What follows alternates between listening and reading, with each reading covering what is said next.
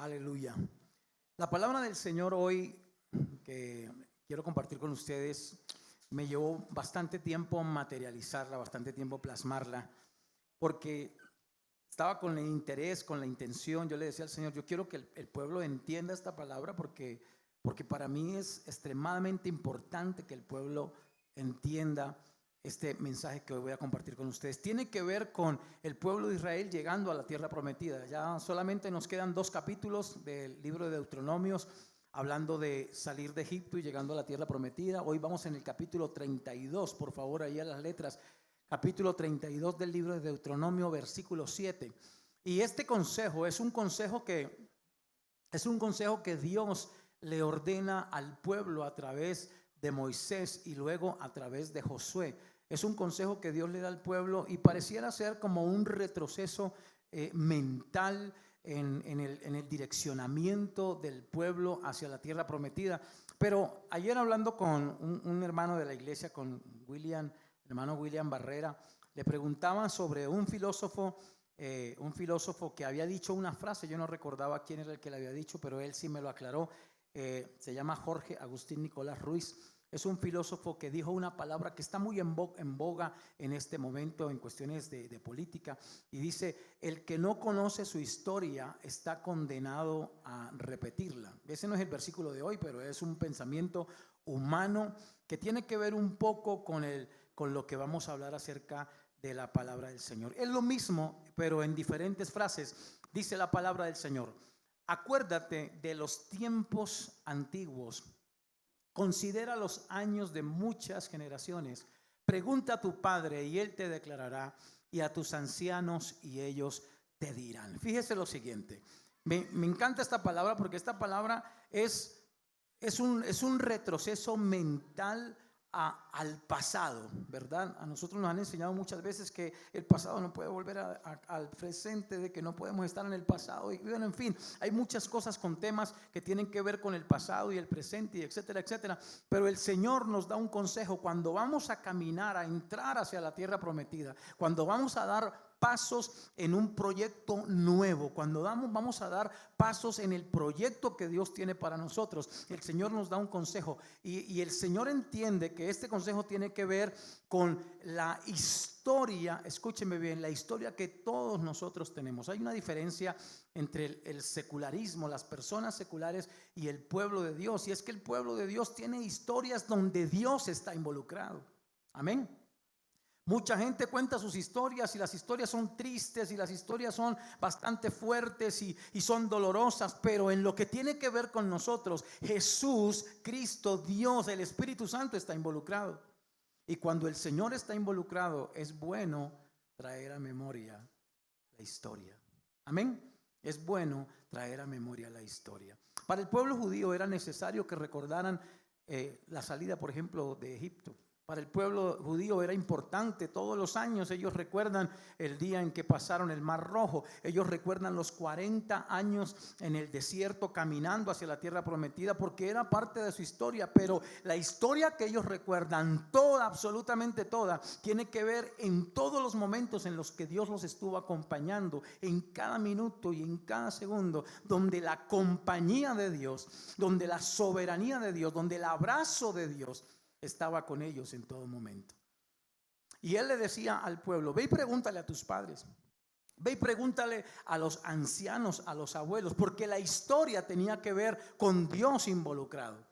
La historia tenía que ver con la compañía de Dios en todo momento. Escúcheme bien, usted y yo tenemos que aprender algo. Dios es el soberano de absolutamente todo. Nosotros no podemos tener en la mente a una imagen de Dios como nos la venden la historia de ahora. Hace algunos años hablaba yo con los hermanos de la iglesia y les decía: ¿cuántos de ustedes recuerdan cuando en Semana Santa siempre nos colocaban en televisión el mártir del Calvario? Y la veíamos, ¿verdad?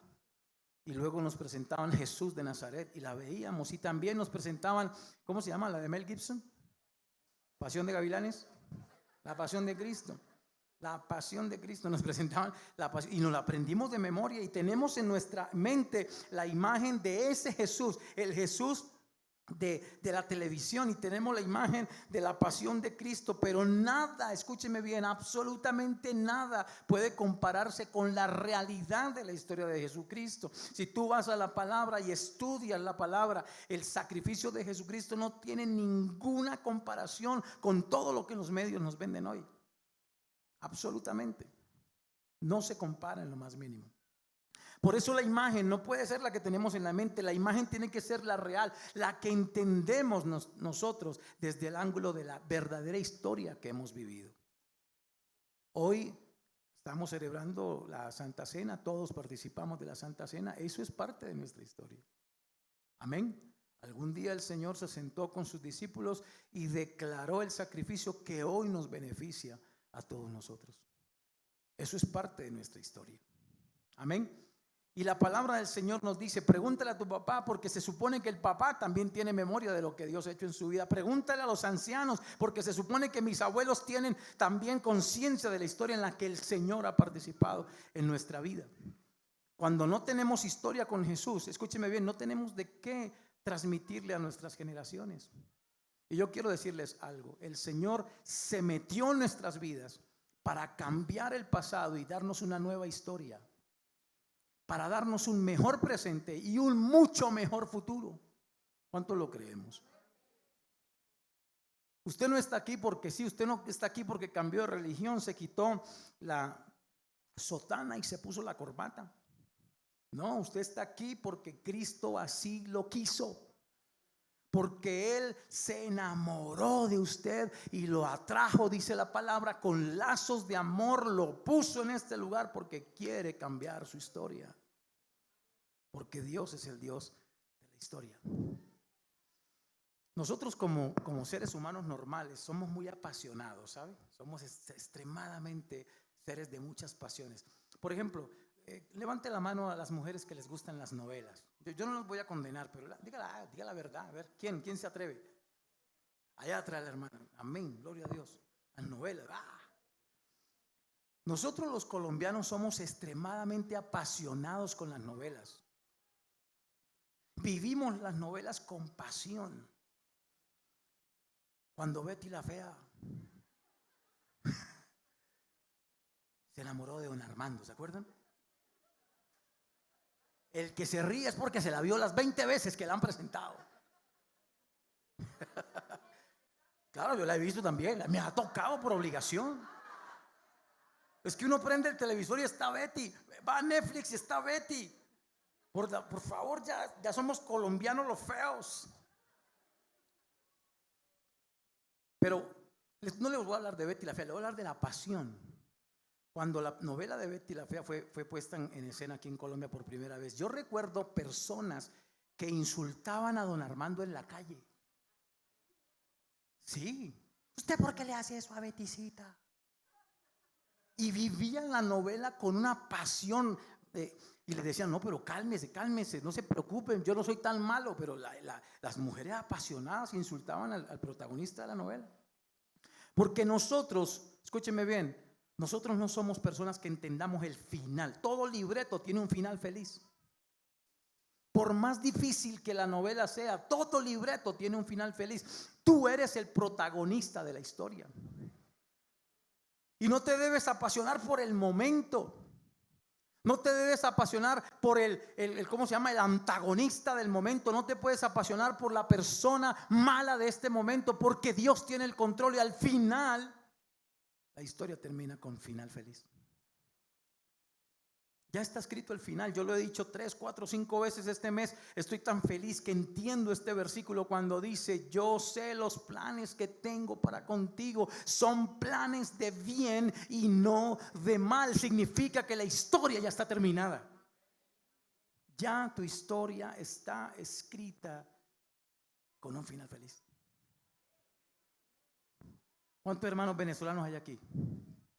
Quiero decirles algo a ustedes. Aquí en Colombia comimos novela venezolana, pero impresionante. ¿Y sabe por qué? Porque las artistas venezolanas gritan bastante. Toda la novela era una gritería y todas se llamaban amatista, topacio, carbunclo, esmeralda, rubí. todas las piedras preciosas. Y vivimos las novelas. Aquí yo me acuerdo, no porque las viera, sino porque mi mamá me castigaba viéndolas. Escúcheme. Ahora, yo no entiendo por qué siempre en las novelas venezolanas las mujeres se quedan ciegas. Delia Fiallo se le acabó la mente. Todas se enceguecían al tercer capítulo. Yo ya me sabía el resto de la historia. Ahora, toda historia, escúcheme bien, tiene un final. Y en nuestra vida la historia la está escribiendo y la está reescribiendo Jesús todos los días.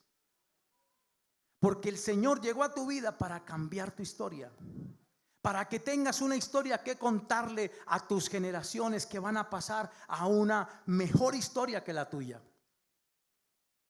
Escúchame bien. Este filósofo español que vivía en los Estados Unidos no dijo una mentira, dijo la verdad. Tenemos que recordar nuestra historia, porque tenemos una capacidad en nosotros mismos y es que podemos cambiar nuestra historia. ¿Cómo y cuándo podemos cambiar nuestra historia? La podemos cambiar cuando le permitimos al Señor que guíe nuestro destino. Cuando le permitimos al Señor que camine de la mano con nosotros paso a paso hasta lograr nuestras metas. Antes sin Cristo era una historia nefasta, triste y dolorosa. Aún con Cristo también tenemos a veces momentos difíciles. Estando en Cristo vivimos temporadas terribles en nuestra vida, experiencias terribles en nuestra vida. Y nosotros pensamos que ¿qué pasó aquí? ¿Dónde está Dios? ¿Por qué Dios se olvidó de nosotros? No, quiero que sepa algo. Hay 4 cosas que usted debe tener en cuenta referente al pasado con respecto al futuro. Quiero que usted las escriba, si los está escribiendo. Dice: primero, tenemos que entender que las lecciones del pasado deben aplicarse al presente con sabiduría y con discernimiento. El pasado, por doloroso que sea, puede ser una experiencia que nos catapulte en el futuro. Tenemos que aprender a cambiar las historias. Si el pasado fue tremendo, nuestro futuro debe ser diferente. Pero es nuestra decisión, es mi decisión. Hay personas que apuntan a un futuro igual al pasado. Mire, yo conocí a una persona, alguna vez me decía, hablando de una forma informal con esa persona, yo le decía, le reconvenía acerca de su presente, y le decía que tuviera cuidado por el futuro, y decía: pastor, a mí me pasó lo mismo, deje que la chinita viva lo mismo, porque yo fui así. Escúcheme, el hecho de que usted haya fracasado no significa que sus hijos tengan que fracasar también. ¿No es así? Démosle la oportunidad que ella misma aprenda. Entonces, ¿para qué está la palabra? Para que aprendamos de la palabra y no cometamos los mismos errores. Tenemos que aprender a cambiar la historia, pero ese cambio de historia tiene que ver con mis decisiones, entendiéndolas, discerniéndolas y aplicándolas de una manera diferente. Segundo, los tiempos cambian, las personas cambian, las circunstancias cambian. La historia va a ser diferente cada vez que la apliquemos. Mi historia no puede ser la misma de mis hijos.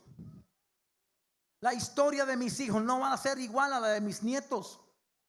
Mis generaciones deben tener una historia mejor que la mía, y yo debo contribuir en ello. Amén.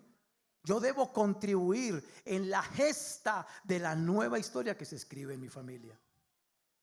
No puedo echar al pasado la culpa, ni al presente la culpa. Tengo la decisión de cambiar, porque cada vez las circunstancias son diferentes. Tercero, no todo lo que funcionó en el pasado funcionará en el presente. No podemos hacer una vida de clichés. No podemos pensar que lo que funcionó, por ejemplo, yo recuerdo que en el pasado, a muchos de nosotros en el pasado, cuando éramos niños, nos castigaban con la regla, fuera de la regla, con el cable de la plancha. ¿Cuántos recibieron cable de plancha? A mí me formaron la nalga con cable de plancha.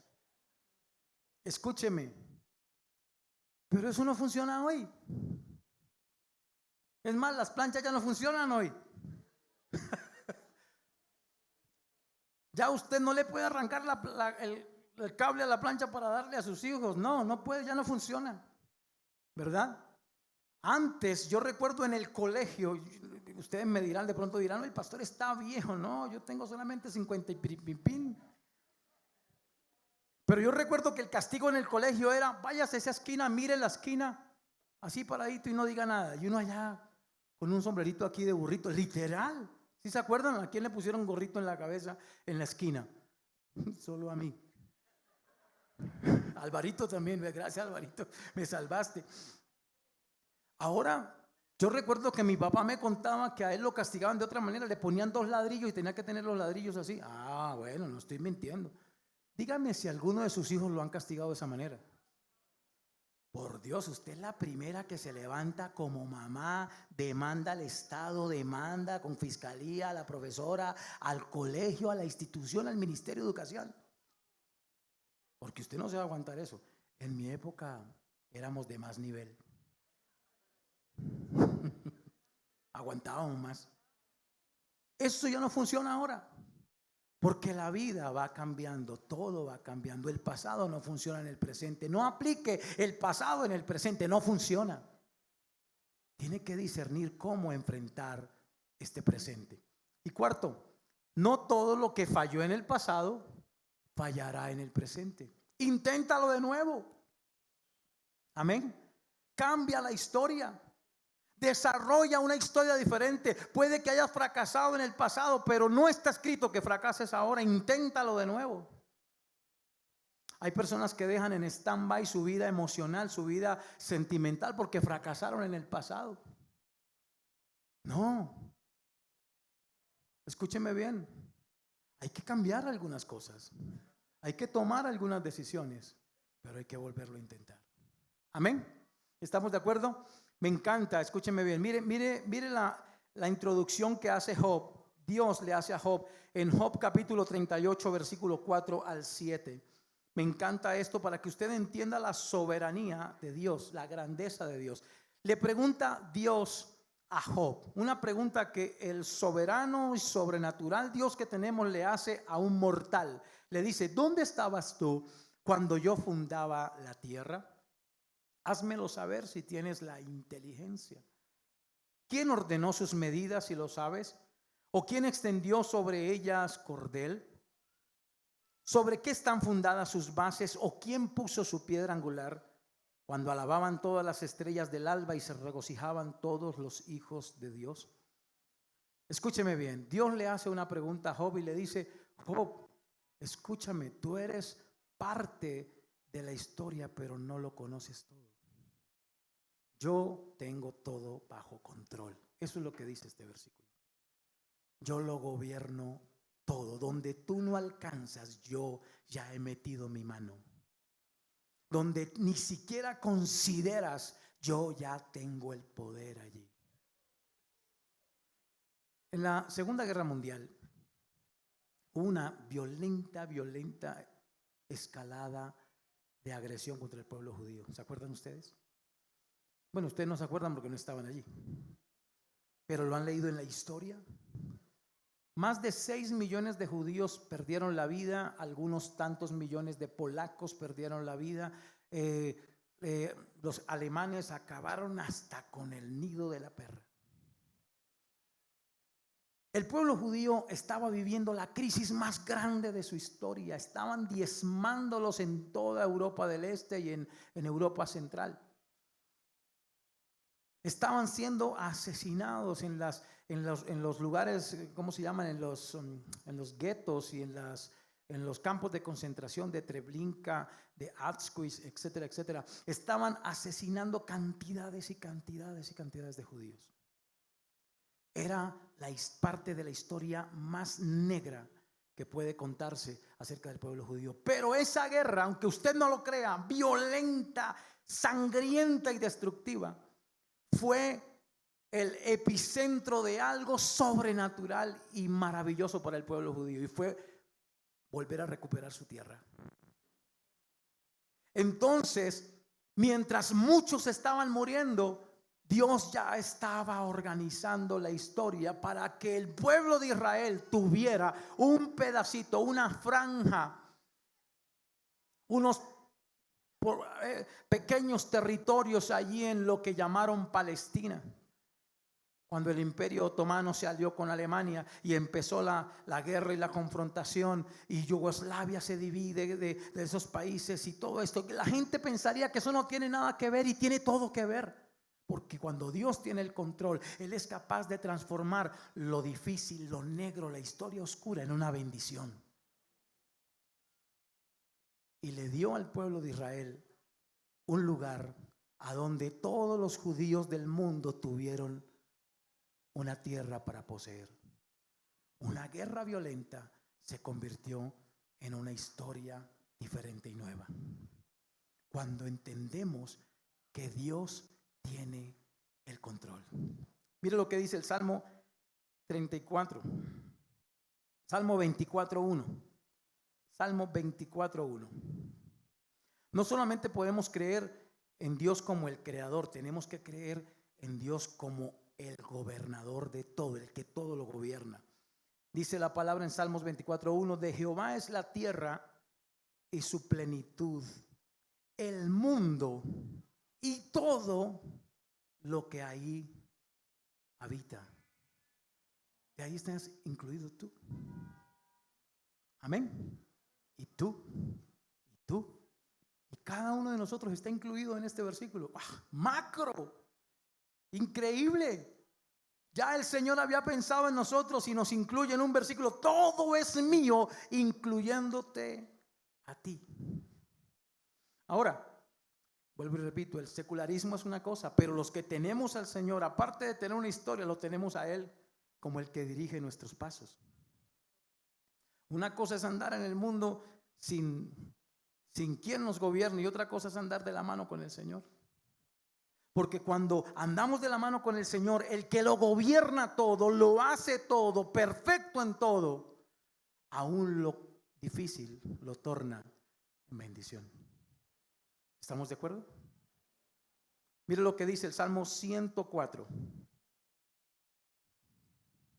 Él es el dueño de la historia, aún en los detalles más mínimos. 104 versículo 27 dice: todos ellos esperan en ti para que les des su comida a su tiempo. Les das, recogen. Abres tu mano, se sacian de bien. Escondes tu rostro, se turban. Les quitas el hálito, dejan de ser y vuelven al polvo. Envías tu espíritu, son creados, y renuevas la faz de la tierra. Sea la gloria de Jehová para siempre. Alégrese Jehová en sus obras. Él mira la tierra y ella tiembla. Toca los montes y humean. Escúcheme bien, todo tiene que ver con Dios. Dice la palabra que Dios mira la tierra. Acciona Dios con la tierra y la tierra se estremece. Pero dice la palabra, toca el monte. Solo con el tocar el monte con lo más mínimo de su maravillosa mano, genera una revolución en esa montaña que la hace explotar. En todo, en lo más mínimo, la mano de Dios está interviniendo. Toca los montes y humean. Miras la tierra y se mueve. Les quitas y se mueren. Los ves y se alegran. Les das y recogen. En todo está involucrado Dios. Dios es soberano. ¿A usted no le parece? A mí me parece espectacular. Cuando yo leía esta palabra, me encantaba pensar que Dios es tan grande, tan maravilloso, tan poderoso, tan increíble. ¿Y es mi amigo? Vaya, ustedes no entienden. Tan poderoso, tan grande, tan maravilloso, tan sobrenatural, y es tu amigo. Ya, ahora sí entendieron. Escúcheme. Decía Edgar Rocha hace algunos años atrás, creo que ninguno de ustedes conoce a Edgar Rocha, un cantante impresionante. Decía: estamos del lado del campeón. ¿Sabe usted qué es más que vencedor?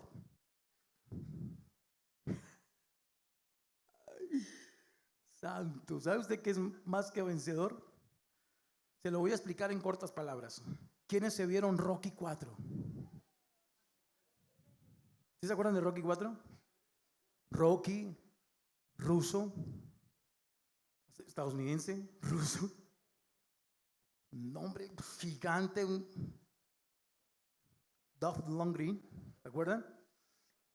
Esa es la 4, papá, qué pena. Usted no ha visto ninguna de Rocky entonces. Rocky 4. ¿Cuántos están conmigo que era Rocky 4? Ah, vea, los viejitos la vimos, papá. No, Rocky 2 fue cuando peleó contra el negro, contra. Ay, sí. Ay, sí. Déjame predicar, pípame el favor, sí. Gracias. No te metas en la palabra. Cuando el ruso cogió a Rocky, la muñequera como una gota, pindán. Y el hombre con los ojos colombinos y ya muerto. Pero el hombre y ganó. ¿Se acuerdan? Que le ganó al ruso y Bogotá y campeón. Eso es un vencedor. O sea, ganarle al ruso era un vencedor. Pero ¿qué es un más que vencedor? La mujer de Rocky, que cogió toda la platica y se la gastó. Y tuvieron que hacer Rocky 5 porque el hombre estaba sin plata. Eso se llama ser más que vencedor. No dio un solo puño y se gastó todo. Así somos nosotros. Escúcheme bien, no tenemos que pelear. Ya hay quien pelee por nosotros. Y ya hay quien venció por nosotros. Amén. Pero le voy a mostrar a Rocky, a Jesús en el papel de Rocky 4 impresionante. Mateo capítulo 4 versículo 9 al 11, uno por uno. Mateo 4, 9 dice: todo esto, perdón, estás en Mateo 4, por favor. Mateo 4, gracias. Versículo 9. Mateo, Miqueas, Malaquías, hay un montón por M. Busca Mateo, por favor. Mateo capítulo 4, versículo 9 dice: y le dijo, todo esto te daré si postrado me adorares. Esa es la frase de cajón de Satanás cuando se encuentra con Jesús, el Hijo de Dios, en medio de la crisis más tremenda. Porque Jesús estaba en una pelea con él mismo, con Satanás, con el ambiente, con el desierto, con todo el mundo. El hombre estaba en la lucha. Había una tremenda historia escribiéndose en ese momento. Y Jesús se encuentra con su amigo o enemigo, no sé, ahí Satanás. Y Satanás viene a ofrecerle, Satanás viene a decirle: ven Jesús, ya no sufras más, aquí hay una oportunidad, te estoy entregando el baloto de la bendición. No tienes que sacrificarte, no tienes que morir. Todo esto, dice la palabra, que lo sube a un lugar muy alto y le muestra todos los reinos, todas las ciudades, todos los lugares. Y le dice: todo esto te voy a dar. Satanás, mírelo, el atrevido, sin vergüenza. Uy, es que por eso me cae mal Satanás. Y le dice a mi Jesús, a mi Señor, a mi Dios, a mi Rey, le dice: todo eso te daré si postrado me adoras. Wow. Pero me encanta mi Jesús porque es mi amigo, el grande, el soberano, el inmenso. Oh, Dios mío. Y le dice de esta manera, mire esa callada impresionante. Verso 10 dice: entonces Jesús le dijo, versículo 10 dice: entonces Jesús le dijo, vete Satanás, porque escrito está, al Señor tu Dios adorarás y a Él solo servirás. Oh, si eso no es autoridad, dígame qué es. Si eso no es tener el poder, dígame qué es. Si eso no es poner en su sitio al que te hace pasar momentos difíciles, entonces ¿qué es? Escúchame bien. Satanás puede meter en tu vida historias difíciles, pero el que tiene el control, el que tiene el poder es Jesús. Y Él es tu amigo, y Él está contigo hoy escribiendo una historia que contar. ¿Lo crees? Coloquémonos de pie, por favor. Colócate de pie. Aleluya. Yo quiero que ahí donde tú estás cierres tus ojos por un momento.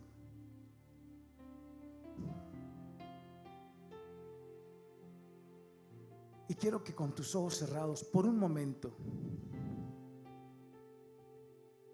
quiero pedirte que te pongas tu mano en el pecho, en tu corazón, y tomes una decisión. Y la decisión que vas a tomar hoy es: Señor, hoy entierro el pasado. Hoy el pasado no me gobierna. El pasado no va a definir mi futuro. El pasado no me va a amargar mi presente. Tú eres el dueño de mi pasado, de mi presente y de mi futuro. Y tú le vas a decir al Señor: quiero reescribir una historia mejor a partir de ahora.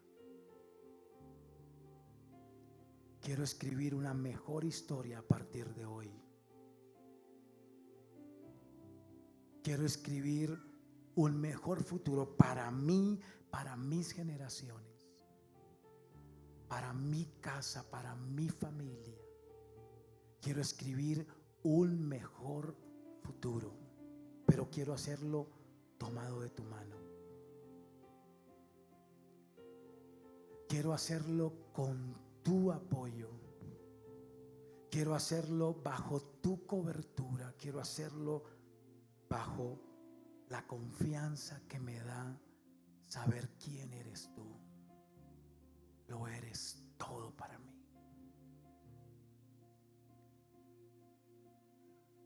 Entonces ahí, mientras tú estás orando y le estás entregando al Señor ese momento, esa crisis, ese dolor, quiero que hagas tu duelo. Quiero que te permitas por un momento recordar y de pronto sentir, pero quiero que sepas que el Señor, el dueño del universo, está contigo. Y que toda esa historia va a cambiar. Y que el Señor va a extender su mano sobre ti. Y cuando creas que solo quedan migajas, Él va a construir algo nuevo y mejor, porque Él está a tu lado. Hoy el Señor restaura corazones. Hoy el Señor restaura familias. Hoy el Señor restaura relaciones. El Señor restaura amistades que se rompieron. Hoy el Señor restaura confianza que se quebrantó. Hoy el Señor restaura hogares que se destruyeron. Hoy el Señor cambia la historia. Él es el dueño de la historia. Él es el dueño del nuevo tiempo para ti. Oh,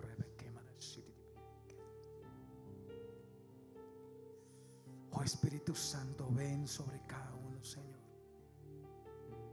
Espíritu Santo, ven sobre cada vida, sobre cada corazón. Dale nuevas fuerzas, Señor, a aquellos que han perdido su fuerza, aquellos que les es necesario reconstruir su historia.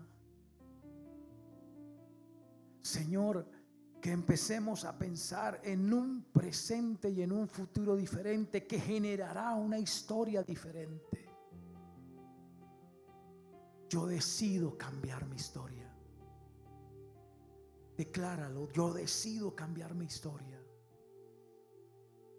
Yo decido cambiar mi historia. Voy de la mano contigo, Señor. Estoy de la mano contigo. Yo decido una historia diferente para mi vida y para mi casa, para mi hogar, para mi esposa, para mis hijos, para mi esposo.